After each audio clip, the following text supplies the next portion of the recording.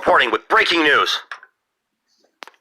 I'll watch that. Now, courtesy of the liberal hive mind, let's see if Nancy Pelosi could be possibly drunk again. What do you think? So when I tell you that Nancy Pelosi literally said that a smaller relief bill is now okay because we have a new president, that's not me paraphrasing, that's not me extrapolating what she's saying or assuming what she's saying, that's a literal quote. Check this out. Joe Biden committed to ending and crushing the virus and having a Build a Better America initiative, Build Back Better, a vaccine, answer to our prayers, an answer to our prayers of 95% effectiveness in terms of Pfizer and Moderna, and there may be others coming forward. That is a total game changer. A new president and a vaccine. So there's nothing to, these are different. What was then before was not more of this. This has simplicity. It's what we had in our bills. It's for a shorter period of time, but that's okay now because we have a new president.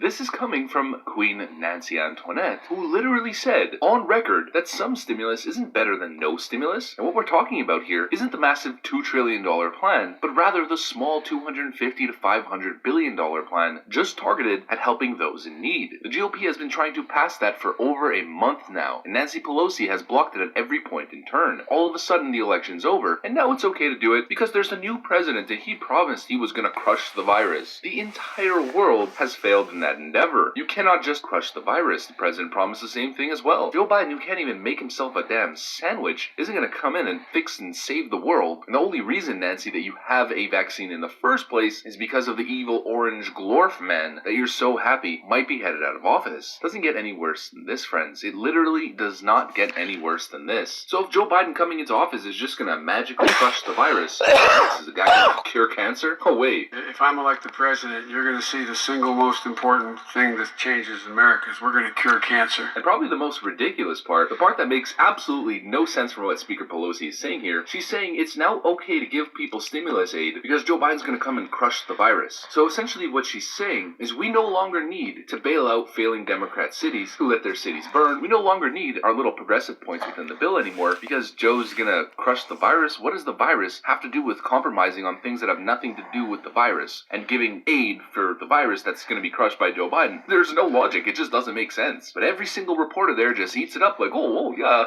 it'll make sense.